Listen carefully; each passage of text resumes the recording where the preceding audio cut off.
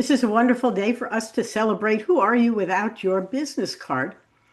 And I use this to start the series of webinars that we'll be doing every month because it's a profound question of what happens once I'm no longer in business. I actually had trouble thinking how I would introduce to our audience Karen and John without saying they are The R word. retired.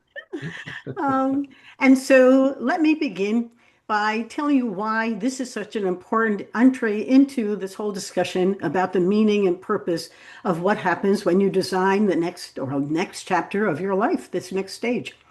And so both Karen and John are chapters in our book, and they gave us a great deal of their insights. I was reading their original text as I refreshed myself for today about who am I without a job title. They both had marvelous careers, completely different. So, but today I thought what would be wonderful if we could reflect, and you in the audience can help as well through chat or Q&As at the end. Think about who am I without my business card? And I can only tell you that last night we had a wonderful workshop in person, which is a really cool thing to do occasionally. And we had 15 wonderful people, all of whom were struggling with what will I say when I no longer am part of a company? And at a Luster event, and some of you are in Luster, there was a wonderful story that one of the women showed. And she had been a major executive at Pfizer, and she went to a conference, and on her business card was her picture, and it said, formerly Pfizer. And that left such an enormous impact on her and on us, because then she went back and said, next time I'm going to be something other than formally. And the question for both Karen and John, who are we if we aren't formally? So let me tell you about why I've selected Karen and John to talk about this question.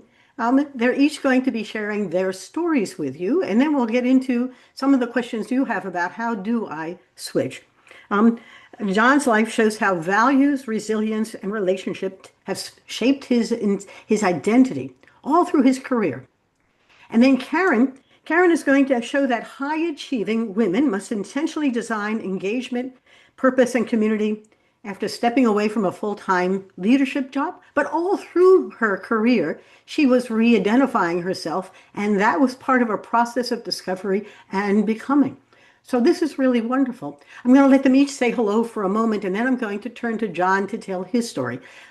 Karen, would you like to just say a word or two to our guest?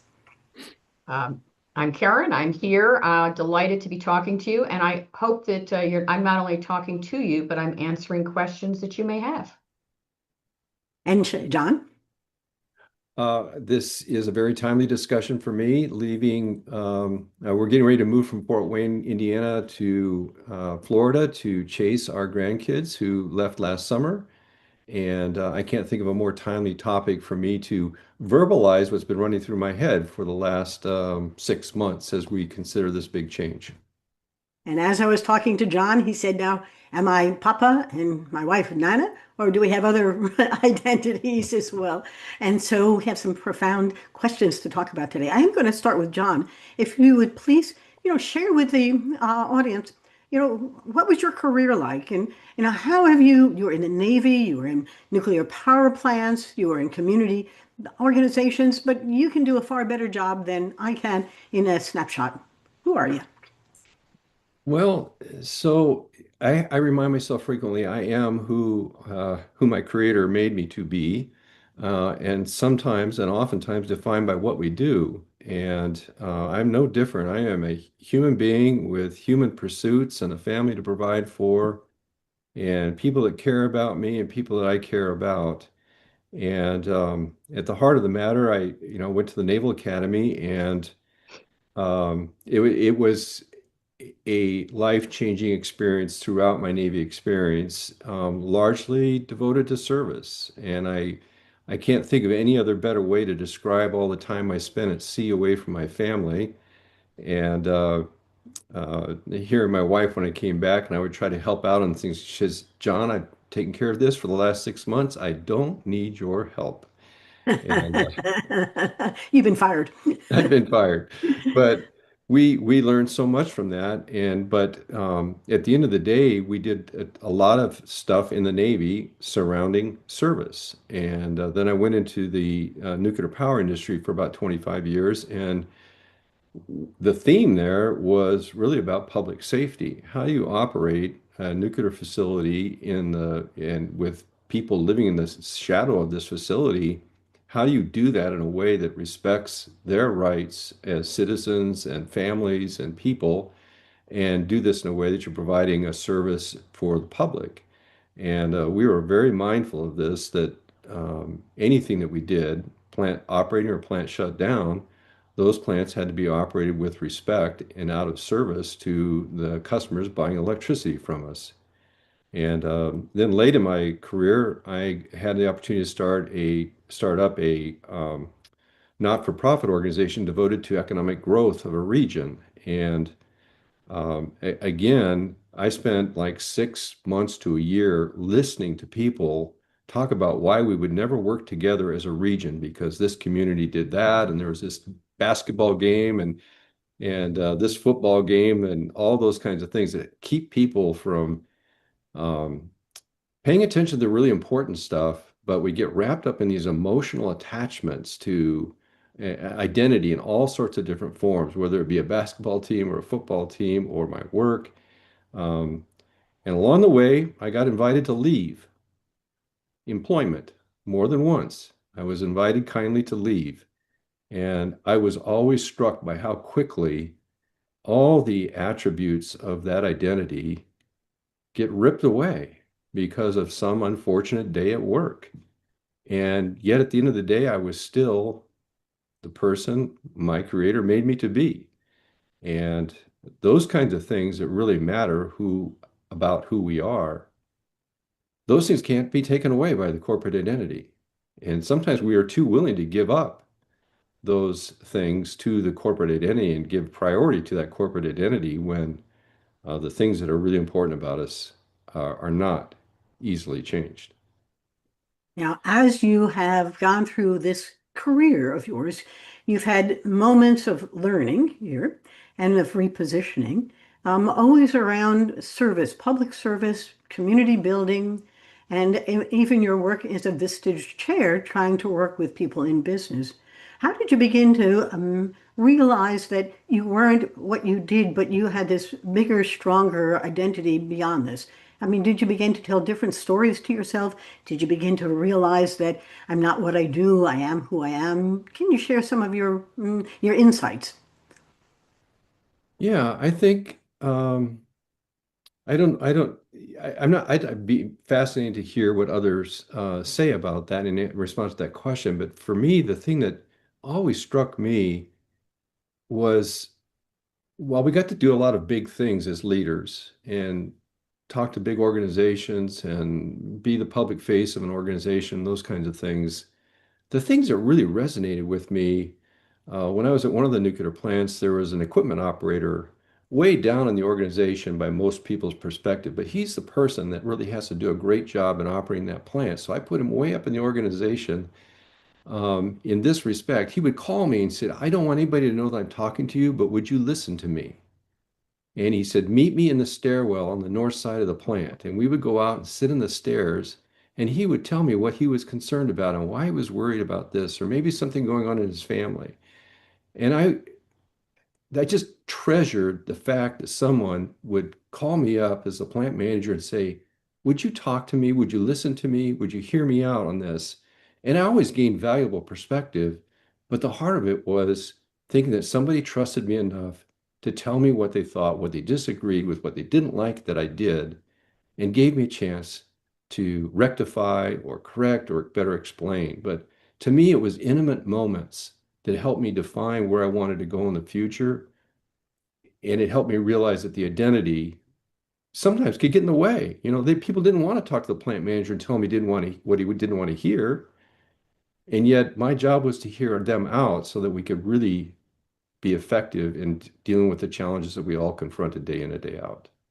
Now, you shared with us, and I would hope you could share with the audience, you had a value conflict in that position. And now that you've shared the story of talking to this gentleman, And talk a little bit about how you maintain the integrity that you thought was the most important part here, and the values got in the way of that identity. Yes, and thank you for asking that question. It's not always the first thing I talk about, but in one of those opportunities when I was invited politely to leave, um, I was struggling with, well, how did this happen and what went wrong? And at the end of the day, I realized that we had a different value set. The things that the new leader was looking for were not the things that I could stand for. And I decided, then having a son and a daughter and a family, that if I were invited to leave, what better reason to leave by taking a stand for the things that were most important to me. And I've had always felt like at the end of the day, we are what we believe and what our values are. And everything else gets added on top of that in terms of skills and learnings and experience. But at the end of the day, we're a set of values, and we come to an organization to bring those values or to stand on values important to that organization. And if we can't stand on them in a very difficult time, how much do those values really mean to us? And so, on reflection, it took me a long time to process getting over this invited to leave perspective. But in retrospect, I decided that it was probably the right time and a good thing to happen. And I left honoring the values that were most important to me. Now, I'm going to come back to you. I'd like to turn to Karen because that segue is actually a wonderful segue into her own career. And this becomes a character question. Who am I? Not my business card, but my identity, my values. What do I mean? How do I retain my backbone in a world that may not be aligned with it in some way? Karen, please share your own journey because it's a beautiful from secretary to president, all kinds of things. But you have some wonderful stories that are very much similar to John's. I think that you could look at John's story and mine and say that they're very different, but I also think that at the core, we have a lot of similarities. Although John and I haven't met before, I just read his story. So I grew up in I would say lower middle class family, and I went off to college. Um, my dad had been in the military. He ended up getting his college degree post-military, and my mom never graduated high school. So I went to college, and my freshman year, I studied early childhood education to be a kindergarten teacher. And at the end of the year, thank goodness, they called me in and said, there are too many kids that want to be kindergarten teachers. You may have trouble getting a job. Think of something else. And my parents didn't have a lot of money, and I couldn't think of anything else. So I dropped out and got a job for a company in Baltimore where I was a secretary. And I stayed with that company, and I'll tell that story. But I started as a secretary. I went back to school after I started working, and I ended up getting my degree at night while I was working. And actually, my father went to the same school. He was also going at night, but he graduated a couple years before me, and he graduated summa cum laude. I graduated magna cum laude, so he did better than I did. Uh, so That I competitor worked for a came out little. early. I worked for a company a very big company, Mercer Consulting, which is a part of Marshall McLennan Companies. Mercer decided to buy. And I'll do a little sidetrack just because Andy likes the story, but they sent down their due diligence team from New York, the finance team, and we passed the due diligence and they acquired us. But the head of the due diligence team has been my husband for many, many years now. So he did his due diligence, he found me, and the rest is history. So that worked out pretty well. But I was with Mercer for almost 30 years, a very long time. And I did, in fact, start as a secretary and ended up as president of Mercer US, which was $1 billion company. Um, and I had lots of ups and downs, and I learned a lot. A couple of important lessons in my very long career was how important attitude is. And attitude, I always say attitude is one of those things that only you can control. You have complete control of your attitude. You may not realize it, but you should never let someone else control your attitude. And even if you're feeling like it's going to be a lousy day or you don't like what's happening at work, how you appear and how you control your own attitude is really important. And that's been an important work lesson for me. But I think it's an important retirement lesson as well, or post-employment. So I worked at Mercer for a long time, became president of a billion-dollar business. I retired from Mercer and got recruited to be chief operating officer for a global law firm. I was there for a few years. I knew it wasn't the right fit when they kept introducing me as the most senior non-lawyer. So I've never been a non-something. But I was like, That's so an weird. identity crisis. I'm not, but I'm here. Something about it, right? And then I got recruited to become the CEO of a global trade association. I've never been with a trade association, and they weren't looking for that. It was for the executive search and leadership consulting profession, which wasn't what I was doing, and they weren't looking for that. But they were looking for someone who had global experience in professional services, and who understood change management. And so I was a perfect fit. And it was a great job. I did that for a little over a decade, which is long for CEO years, and stepped down 2 weeks before my 72nd birthday. So I started working full time when I was 19, and I stopped working full time when I was 72, which is a pretty good track record. I will say that I was approached a few times in my final year, because it was announced over a year ahead of time that I'd be stepping down. I was approached about other CEO jobs, and I said, no, no, no, no longer seeking full-time employment. And so I want to reflect on one thing about values. So I've always worked in professional services, consulting of some kind. So Mercer is a very large HR consulting firm. I worked for a law firm, which is consulting, and an association for consultants, executive search consultants. And one thing that was really important to me is that integrity comes first. Now, if you work for a consulting firm, they will tell you clients come first. And I say, no, clients come second. Integrity comes first. And that's sort of a controversial thing to say, because it's always, oh, clients come first. I'm like, no, they come second. Because if a client asks you to do something that doesn't reflect Mhm. the integrity that's so important to you, you have to be able to say no. So, like John, I think at the core, my children will say, Mom always talked about integrity. So integrity comes first. So that's just a little bit of my story, as a Good. start. I want to go back to the audience for a moment, and the chat is open. And as you're thinking about identity as a title, or your values, or your relationships, do you have any thoughts that you'd like to share? I know, some of you have had wonderful careers, and others are looking at retirement with some resistance. I want to talk about what Karen and John are doing in their retirement, but I thought perhaps some of the chat might be a good way for you to share what you're doing, or thinking about, or trying to struggle with. Any thoughts? Chat should be open. Nobody? I mean, Jack, you're running folks. Janet, you're in the book. Mary Lou, you've gone through your thing. Any wisdom you would like to pass along? Or are you happy just being observers today? Okay, then we'll continue. John, you've migrated away from the world of work, and you're now beginning to think about, wait a second, one chat. This is from Jack. John, you are still dealing with being excused. Jack knows the Vistage world. John, would you like to answer that? So here's what I went through to my own. Um, I did not handle this well. Okay. So I had lots of time, not lots of time. It was not long before I was working again. But the point here was I carried the thought of having been invited to leave for a long time. And honestly, sleep, guilt, shame, all those kinds of things were running through my head.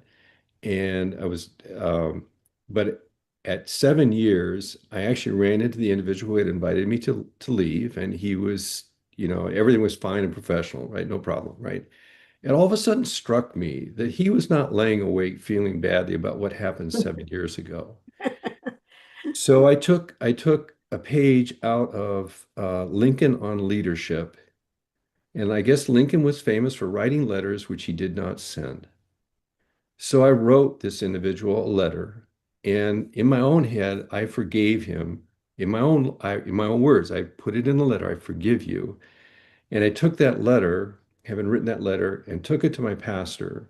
And I gave it to my pastor and said, you may read this, but I need to give it to someone because I'm leaving this behind.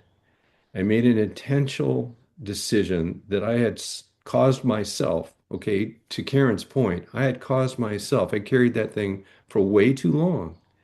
And it never changed who I was as a person, but I was carrying guilt for having been invited to leave for a difference in values. And it took me a long time to get past it, way too long, right? I don't advise people doing that because this stuff happens.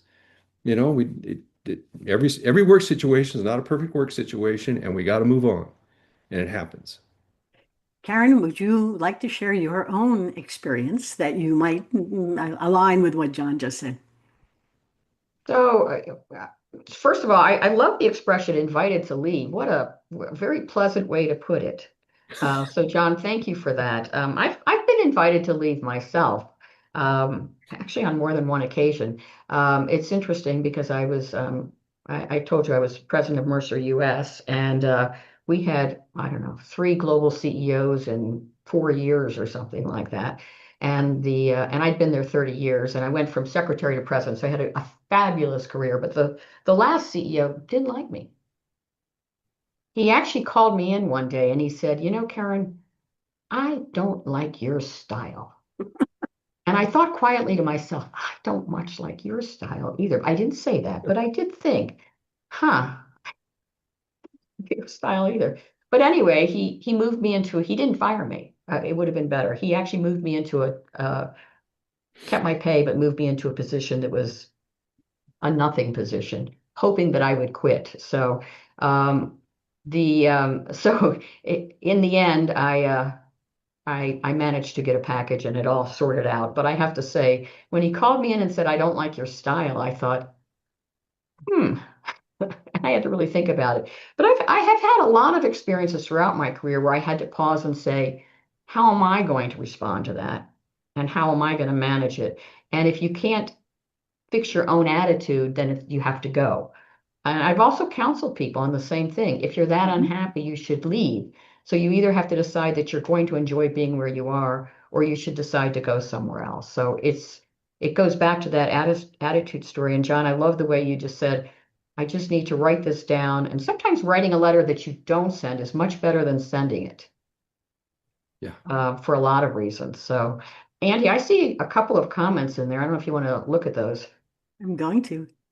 So, Elizabeth, I did not have a problem in the transition to retirement because I was not fired or let go like John. I resigned because I followed my gut instinct that there are boundaries even at work and wanted to become authentic and have never been happier. Now, Elizabeth has become a senior model among many things, but I thank you for sharing that. And maybe at the end I'll open up so you can actually share your stories. And John has, Karen, they were finished or were you burned out? So I think you are probably saying at the end. It's a little bit hard to. So Yeah. I'll answer that question, which Andy said, "Are you going to talk about this?" And I said, "Probably not, but now I will." So I was the CEO for over a decade. I was almost 72. My contract was expiring, and I was hoping to stay longer. Although in my mind, I have to say, I've always said that I want to leave before everyone wants me to go.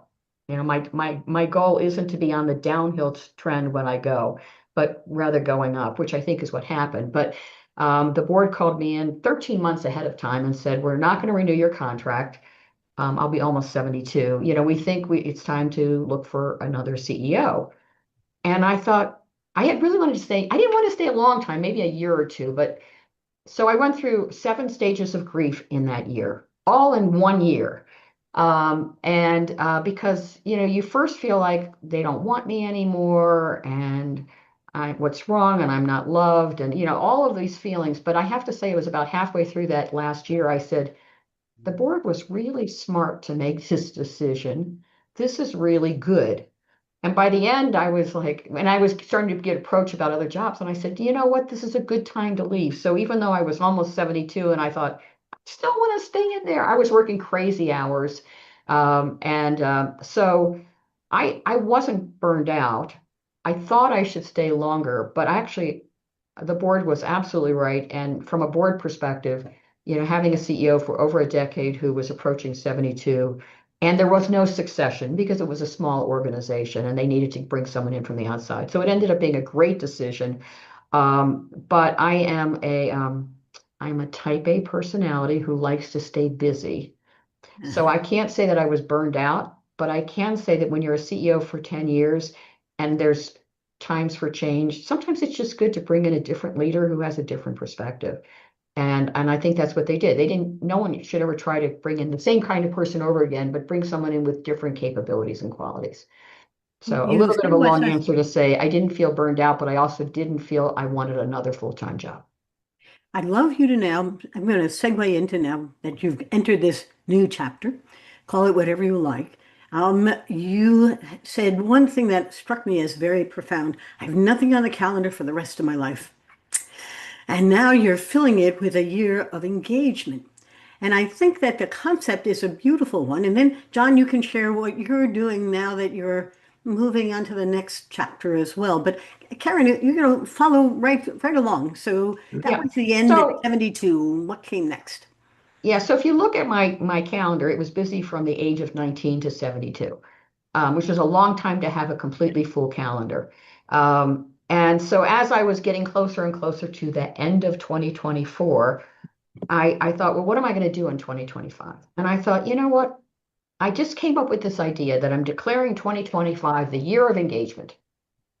And I was involved in a number of groups, associations, but I've been working in New York for that last decade, even though I lived in Chicago. My husband was in Chicago.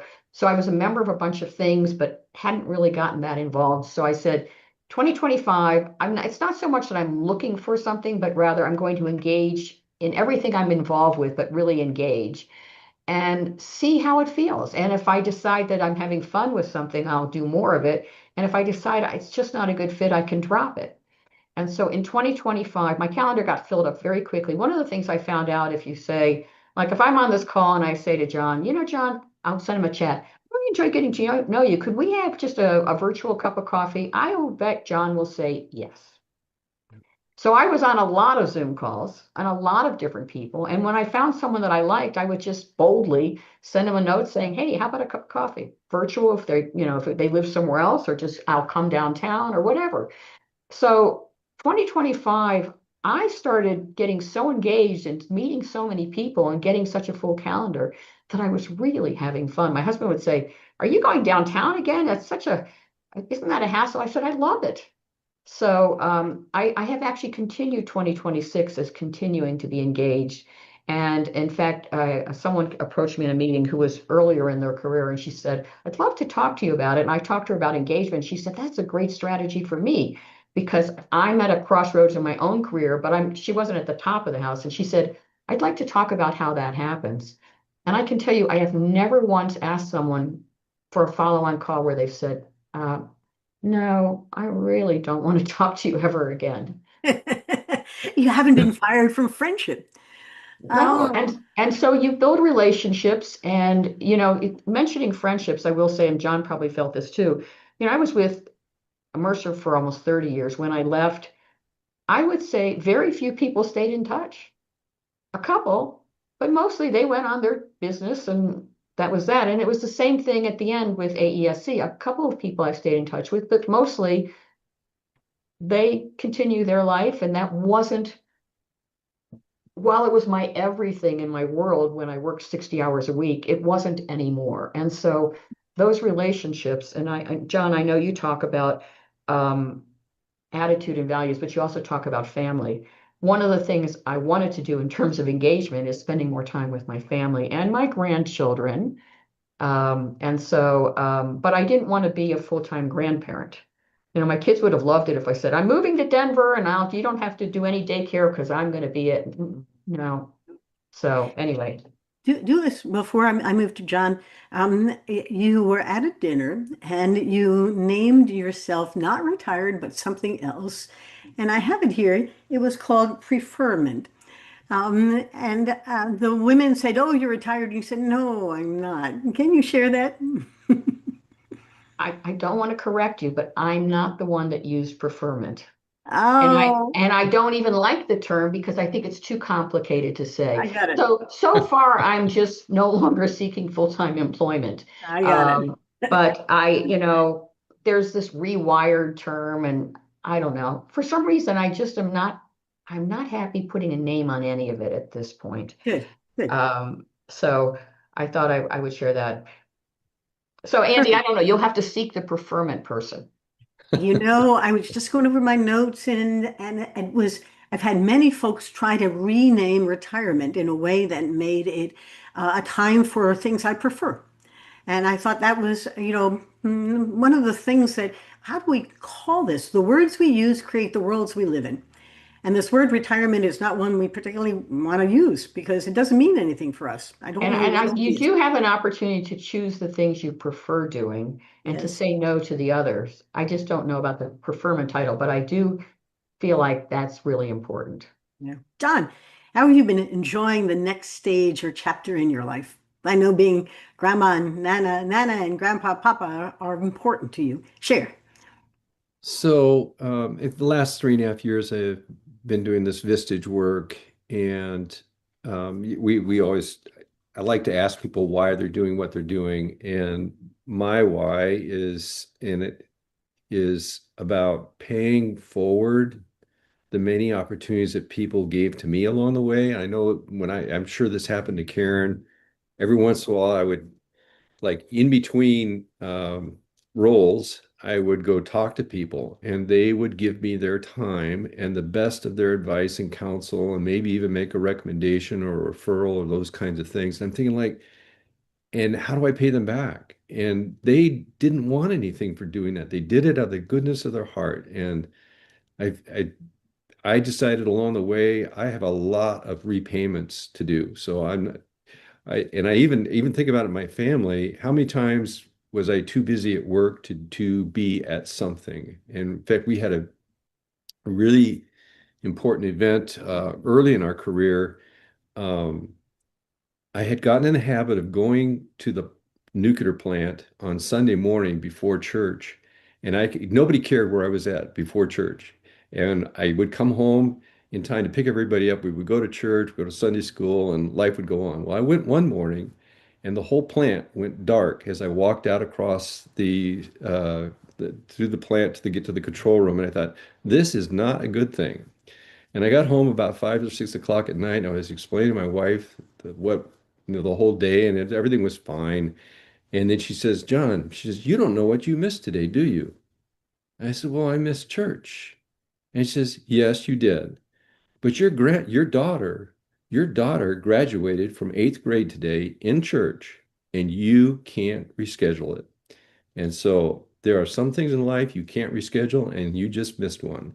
Yeah. And I stowed that away thinking like I have to be much more selective about what I miss. And as I move into this next phase, I'm going to schedule those things first and I'm going to fill in around them.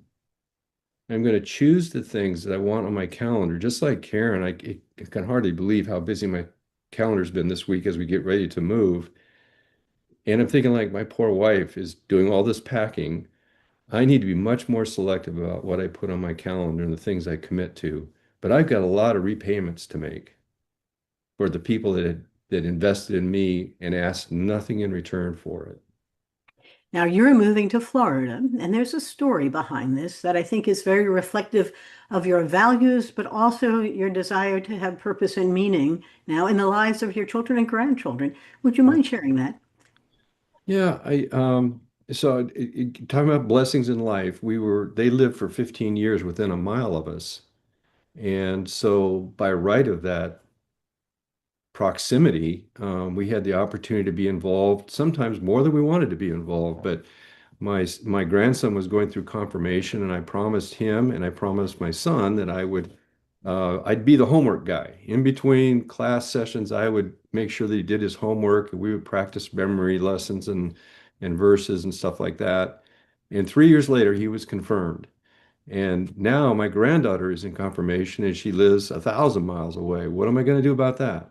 And I'm thinking, like, what could be more valuable than to be a part of, providing a faith basis for the rest of their lives and being close to them. And I could do this virtually, but we all know that it's the coffee that we have virtually is not the same coffee when we're sitting face to face with one another. And so we, with intention, are going to be near them because we're going to need help at some point. I'm way older than Karen at 73, and we we're in good health. We can do it now. We can make the move. We're going to do it all ourselves. But when we get there, someday we're going to need help, and we're going to make it easy to get the help that we need and feel the love that we have from our grandchildren and son and daughter. Yeah, I'm curious, as you're thinking about this, the word purpose, and last night at this wonderful workshop, several of the people were not ready to give up their work because it gave them purpose and meaning. And I thought maybe you would reflect with us how this has now, you have a whole different purpose now, don't you, John? And Yes. and Karen, you have a whole different purpose in what you're doing. And purpose migrates. It doesn't have to be fixed in some fashion. I almost wish I could have you speak to them because last night they were holding on tight to the work they had because it made them matter. I must tell you, the women were holding on. The men said, I can't wait to get out of work. So it was an interesting group of people. But any thoughts on this word purpose and your identity at the same time? Karen, anything to share? Yeah, I have two things to share. One is I'll talk about purpose first, and then I'll tell a story that's related to that. So, I've really been thinking about this question of what's your purpose, and I've struggled with it. And I finally have concluded, I wrote it down. Does life's purpose need to be so grand?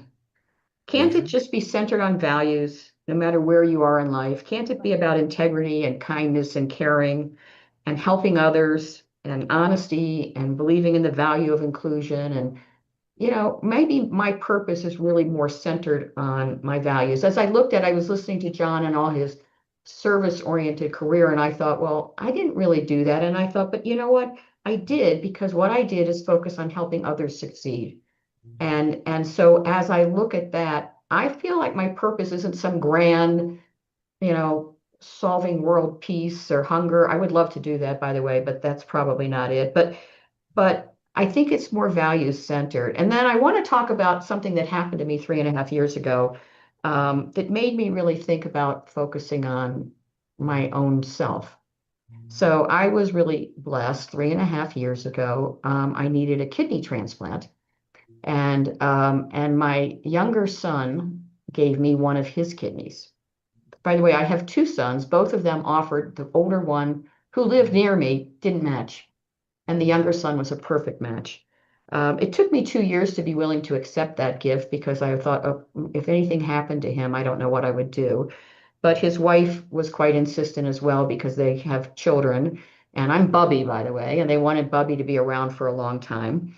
And so I had a kidney transplant 3.5 years ago. And John, the reason I look so fabulous is my kidney is only 38 years old.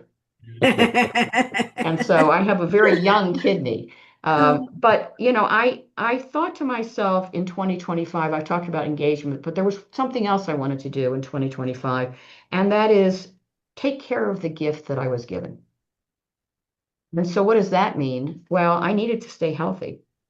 I needed to really focus on exercise, eating right, taking good physical care of myself, and this amazing gift that I was given by my son. And so over the last year, in addition to all the engagement stuff, I joined a health club. Um, I uh, I started playing pickleball of all things, and I started eating healthy and losing some weight that I had gained after the transplant. And I feel really good about my health, but it was a gift. They call it the gift of life, and that really is what it is. And so, part of my purpose is honoring that gift, in how I take care of myself. I What a thank you wonderful for sharing story. that. John, I wasn't going to ask Karen to share it, but it is truly a beautiful story. And that point is well worth making. Do I have to be purposeful outside of just living a good life? Every day is a gift. But John, your thoughts about, for those ladies who didn't want to give up their jobs because they would have nothing to matter about, no meaning and no purpose, you have developed a whole different definition of this, have you not? Yes, I have. And uh, you- by your encouragement, right, we should be intentional about this. Don't let it happen by accident. And it doesn't mean that it has to be programmed, right? I'm an engineer, so I can overdo. I can overdo. But It's forgiven. yeah. But the reality is, I'm going to be intentional about scheduling time with my granddaughter and my grandson. And also, I'm going to be intentional about, I'm going to continue to carry business cards. They're going to have a new identity on them. And I can put on my business card my new personal email address, my cell phone number, and I can write down that I'm a son, a dad, a brother, papa, and those kinds of things. And I can use it to connect with people, right? I don't ever want to be where I don't have a pen, I can't write down my email address. Let's talk. Let's have the coffee that Karen promised. Um, I think we should be intentional about creating what we're going to do next. And I have to admit, like everybody else that's worked a whole career and working since I was, a young man, we get addicted to it. Hmm. Addicted to people asking us to solve problems for them, which is an act of service, addicted to listen to people, addicted to casting a vision for an organization, addicted. I mean, those are exciting, fulfilling, gratifying things when you see an organization thrive and do well. I mean, like, wow, I was a part of that. A little part, but I was a part.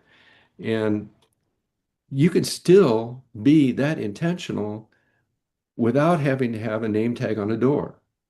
You know, Hmm. we can be intentional about having someone that loves us because we did a favor for somebody that we didn't even know, right? Uh, Yep. I mean, I love Karen's stories about what she's going to do.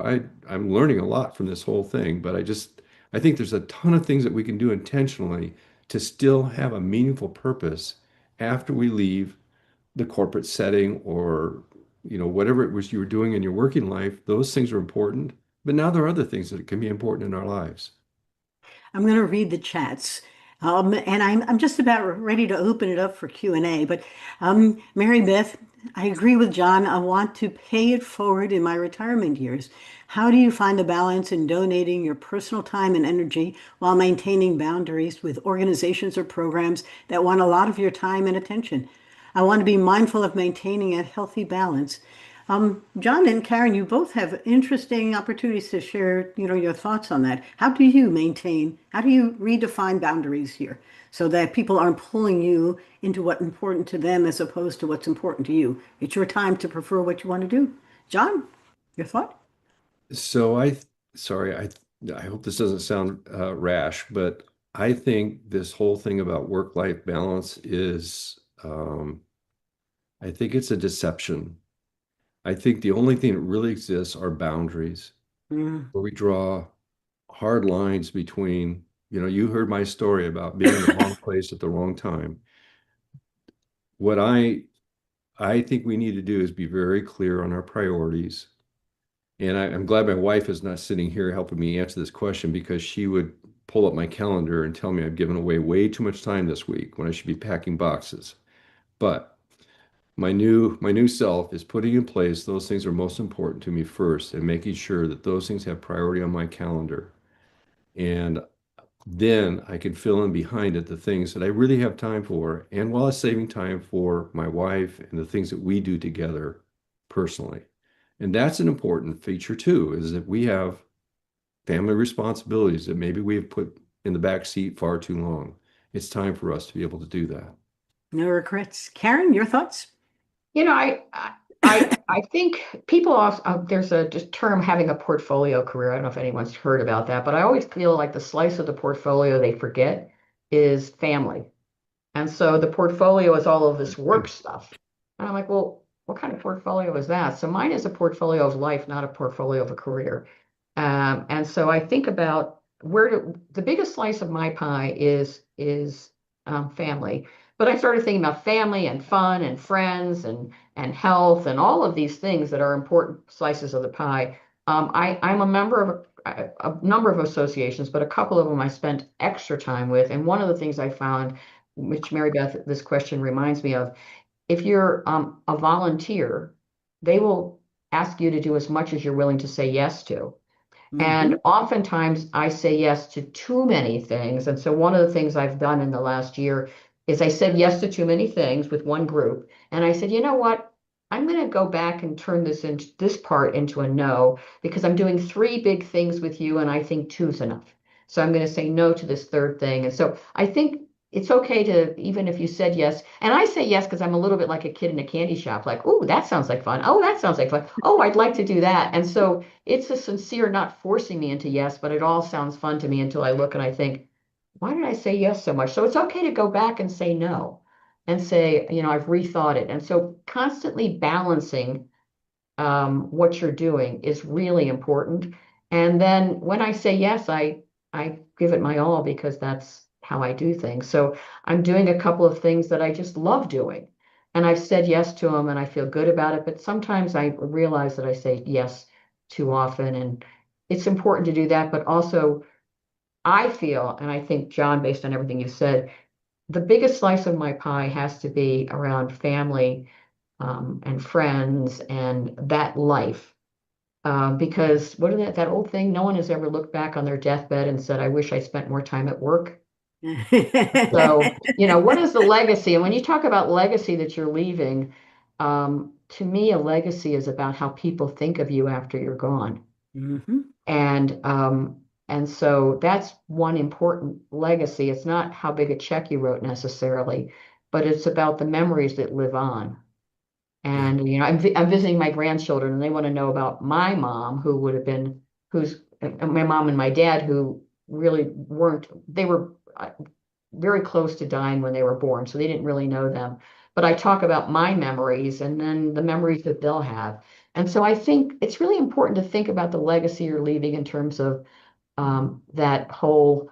There's more F's. Good. Faith, family, friends, fitness, flourishing. I've got some good F's to add to my list. There's another F that's not on it, but sometimes you think about it. I'm not going to say what it is. Um, but anyway, so think about that too as you create that.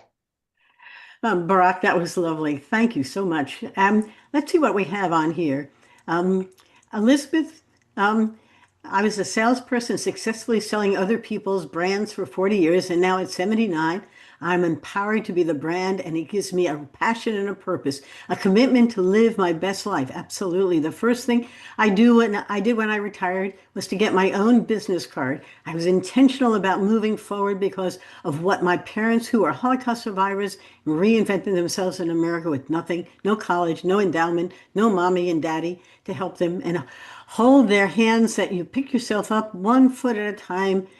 Boy, your story always gives me joy and heartbreak too. Wow. And Mary Beth, thank you. This is great feedback. It is. Can I open this up for questions? And I'm quite happy taking and allowing you to talk. So if you want to talk, just raise your hand and I'll open it up. Or if you want to chat, I'd be delighted to as well. We have a little time left for you to talk to John and Karen about things that are important to you, and open it up for anybody who would like to participate. Any thoughts?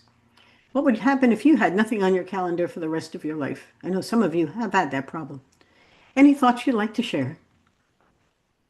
By the way, as we're waiting, one thing I was thinking about in this whole process and your question about, the business card and everything is I would like to officially ban from any conversation. So what do you do? I love And it. so think about it as you go through life and as you go through meetings and opportunities, how often we begin with, what do you do? And so that's how our identity starts, right? Oh, I'm a this, I'm a that. So I think that question of what do you do, we should think of another question to ask. Well, and I don't think the answer is I'm a mother. I'm curious. I'm an artist. I travel. I mean, we don't answer with the things that make us complete. Elizabeth, here you go. You have to Thank unmute. There you go. you. Did I unmute? You are great. Yeah. Okay. Thank you so much for the opportunity. I loved your stories, but it doesn't, to be honest, it really doesn't parallel my experience. And as I get older, I'm beginning to realize how your parents, your parents really define. John, you were talking about your family, and Karen, you were talking about your family. For most of my adult life, I really never thought of what my parents went through until I actually was at a point where, okay, what do I do now? First thing I did was the business card. The second thing I did is read this very powerful book by Dr. Arthur Brooks, From Strength to Strength. And he talks about the fact that when you retire, you don't lose the skills or the attributes or the personality you had when you were hardworking.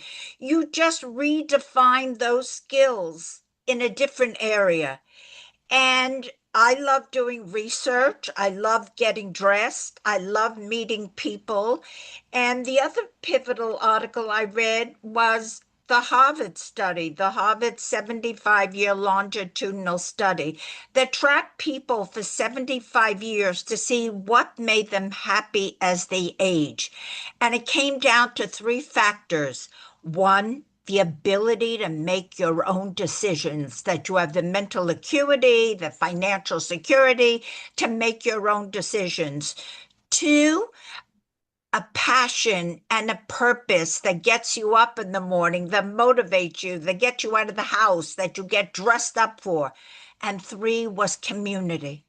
The first thing I did after I got my business card, I joined the synagogue, I joined Lincoln Center, I joined the Metropolitan Museum of Art, I joined a dance class, I joined a gym, and all of it. And of course, my first priority is taking care of my husband. We don't have children, so I'm not a mommy or daddy or bubby or whatever.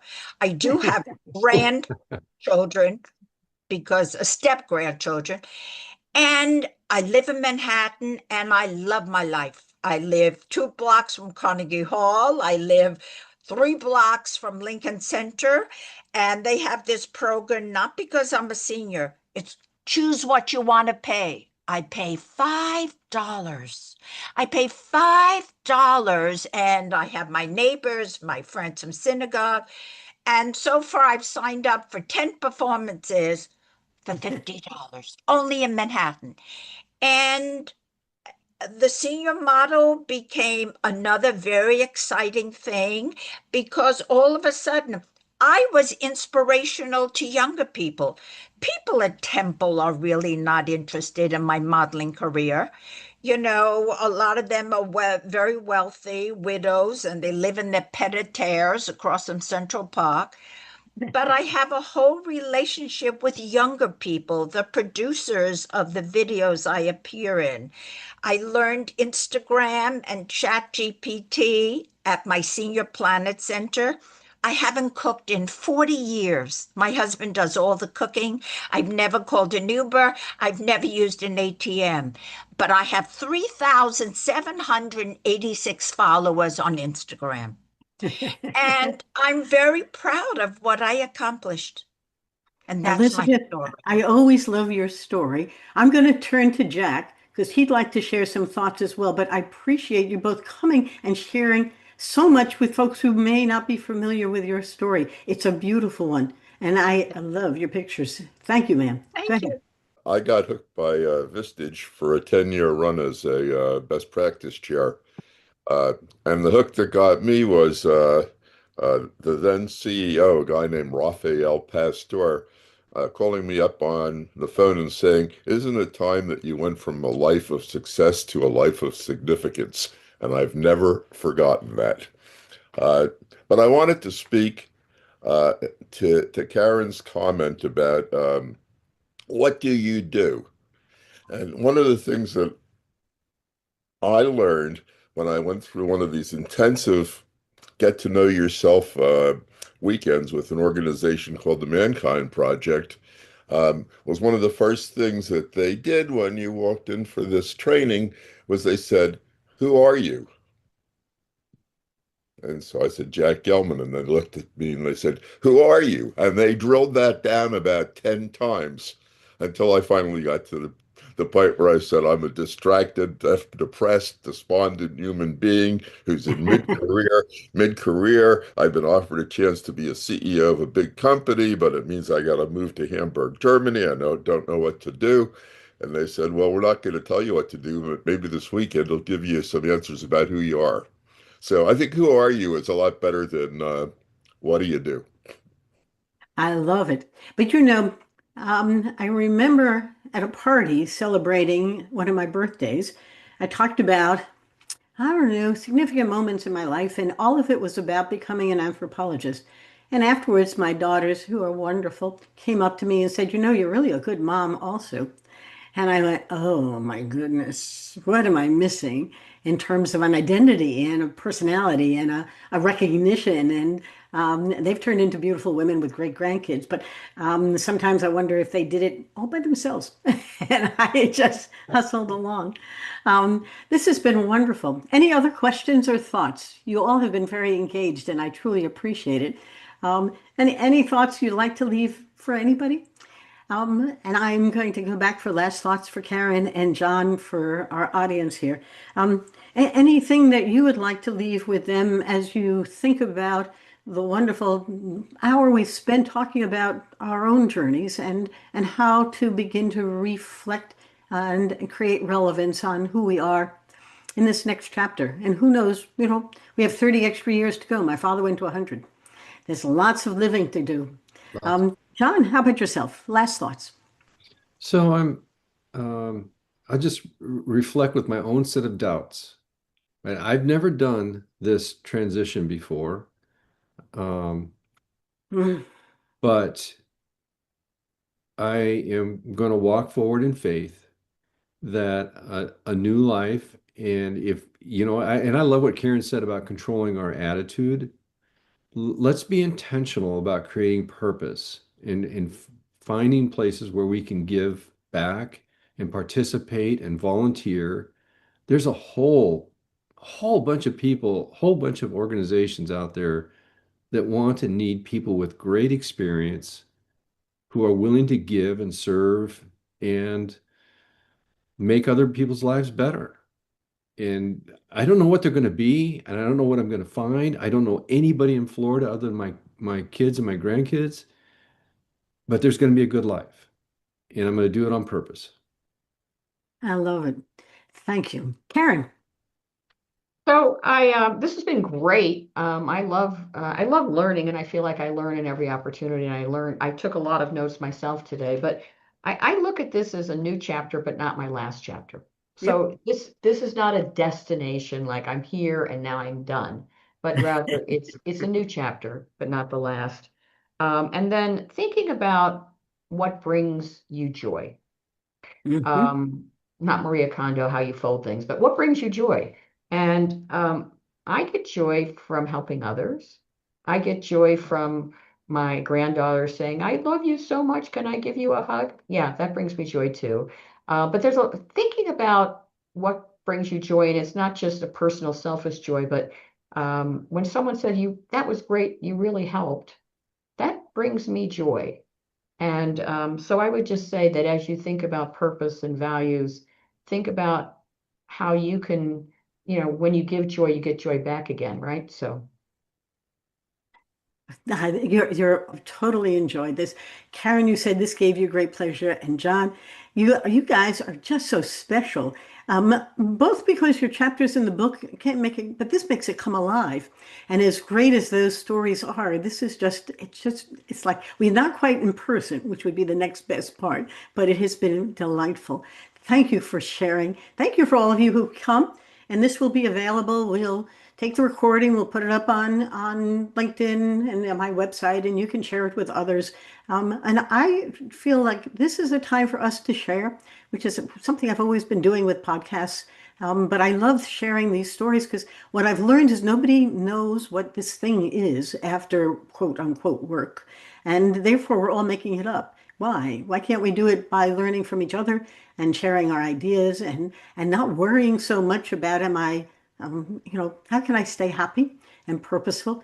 Let's learn from each other and really enjoy the journey. I've got 30 years to go and come along and let's have fun. So I'm going to say goodbye. I'm going to stop the recording. And goodbye, everybody. Have a great day. Bye bye now. Hi. Thank you.